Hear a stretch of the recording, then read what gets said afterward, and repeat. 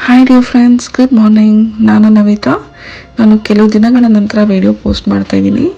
ನನ್ನ ಇವತ್ತಿನ video ice cream ಆಗಿರುತ್ತೆ. ಅದರಲ್ಲಿ ಎರಡು ವಿಧವಾದಂಥ ಐಸ್ ಕ್ರೀಮು, ಒಂದು ನೇರಳೆ ಹಣ್ಣಿಂದು ಹಾಗೆ ಮಾವಿನ ಹಣ್ಣಿಂದು. ನಾನು ಇಲ್ಲಿ ಶುಗರ್ ಆಗಲಿ ಕ್ರೀಮ್ ಆಗಲಿ ಬಳಸ್ತಾ ಇಲ್ಲ, ಬೆಲ್ಲದಿಂದ ಮಾಡ್ತಾ ಇದ್ದೀನಿ, ಹಾಗೆ ಹಾಲು ಯೂಸ್ ಮಾಡ್ತಾ ಇದ್ದೀನಿ. ಇದು ಮಾಡೋದು ಹೇಗಂತ ನೋಡೋಣ ಬನ್ನಿ. ಮೊದಲಿಗೆ ನೇರಳೆ ಹಣ್ಣನ್ನು ಪುಡಿ ಪುಡಿಯಾಗಿ ಹಚ್ಕೊಂಡು ಇಟ್ಕೊಂಡಿದ್ದೀನಿ, ಅದನ್ನು ರುಬ್ಕೊಳ್ಳೋಣ.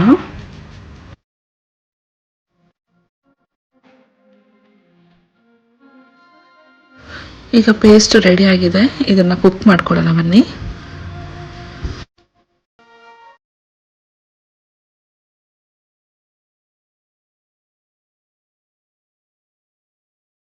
ರುಚಿಗೆ ತಕ್ಕಷ್ಟು ಬೆಲ್ಲವನ್ನು ಬಳಸ್ಕೊಳ್ಳಿ. ನಾನು ಇಲ್ಲಿ 3/4 ಕಪ್ಪಷ್ಟು ಬೆಲ್ಲ ಯೂಸ್ ಮಾಡ್ತಾ ಇದ್ದೀನಿ, ಯಾಕೆಂದರೆ ನಾನು ಹಣ್ಣು ತೊಗೊಂಡಿರೋದು 1/4 kg ಅಷ್ಟು.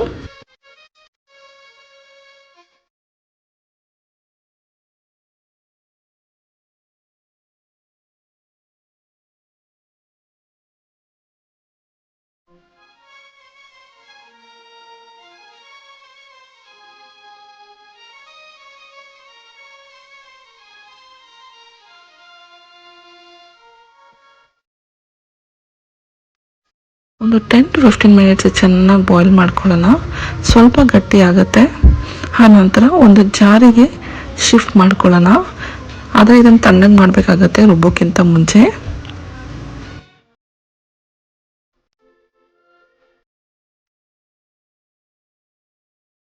ಆ ನಂತರ ಒಂದು ಬೌಲಷ್ಟು ಹಾಲನ್ನು ಚೆನ್ನಾಗಿ ಕುದಿಸ್ಕೊಂಡು ಸೈಡಲ್ಲಿ ಇಟ್ಕೊಳ್ಳೋಣ.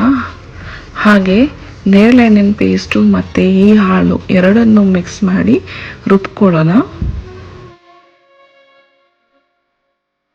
ಆಲ್ಮೋಸ್ಟ್ ಈಗ ಐಸ್ ಕ್ರೀಮ್ಗೆ ರೆಡಿ ಆಯಿತು. ಸೊ ಈಗ ನಾವು ಇದನ್ನು 8 ಅವರ್ಸ್ಗೆ ಫ್ರೋಸ್ ಮಾಡಿ ಇಡಬೇಕಾಗುತ್ತೆ. ಸೊ ಅದು ಕಂಟೈನರಲ್ಲಿ ನಾನು ಆ್ಯಡ್ ಮಾಡ್ಕೊಳ್ತಾ ಇದ್ದೀನಿ.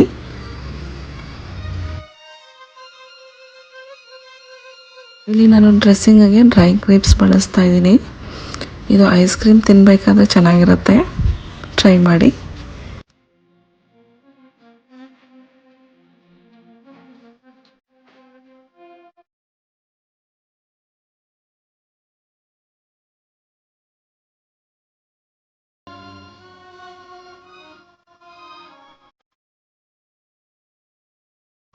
ಕಾಲಾ ಜಾಮೂನ್, ನಮ್ಮ ನೇರಳೆ ಹಣ್ಣಿನ ಐಸ್ ಕ್ರೀಮು ರೆಡಿಯಾಗಿದೆ.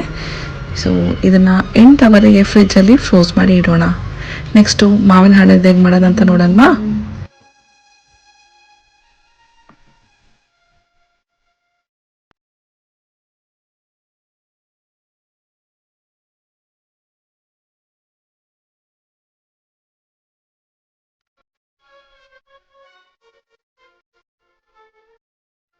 ಒಂದು ಜಾರಿಗೆ ಮ್ಯಾಂಗೋ ಪಲ್ಪನ್ನು ಆ್ಯಡ್ ಮಾಡ್ಕೊಳ್ಳೋಣ.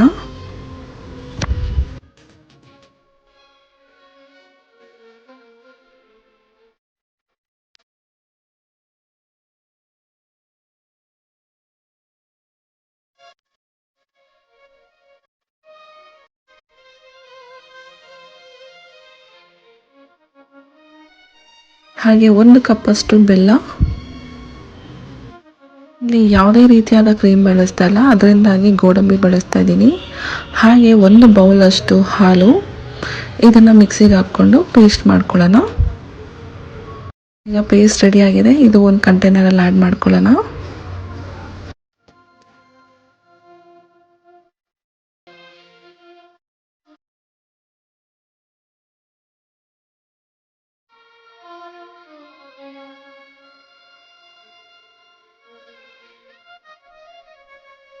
ಆಲ್ಮೋಸ್ಟ್ ರೆಡಿಯಾಗಿದೆ. ಇದಕ್ಕೆ ಇವಾಗ ಫೈನಲ್ ಆಗಿ ಡ್ರೆಸ್ಸಿಂಗ್ ಮಾಡ್ಕೊಳ್ಳೋಣ. ನಾನು ಪಿಸ್ತಾನ ಚಾಪ್ ಮಾಡಿ ಇಟ್ಕೊಂಡಿದ್ದೀನಿ, ಅದ್ರ ಮೇಲೆ ಆ್ಯಡ್ ಮಾಡ್ತಾ ಇದ್ದೀನಿ.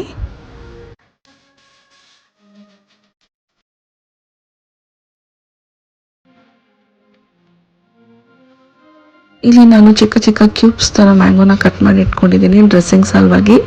ಸೊ ಅದನ್ನು ಆ್ಯಡ್ ಮಾಡ್ಕೊಳ್ಳೋಣ. ಸೊ ಫೈನಲ್ ಲುಕ್ ಇದಾಗಿದೆ. ನೆಕ್ಸ್ಟು ಇದನ್ನು 8 ಅವರ್ಸ್ಗೆ ಫ್ರೀಸಿಂಗಲ್ಲಿ ಇಡೋಣ.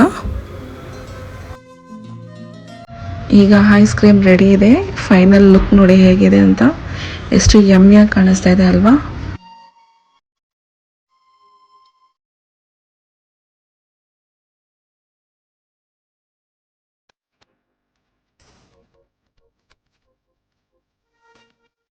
ಡಿಯರ್ ಫ್ರೆಂಡ್ಸ್, ನಿಮಗೆ ಈ ವಿಡಿಯೋ ಇಷ್ಟ ಆಗಿದೆ ಅಂದ್ಕೊತೇನೆ.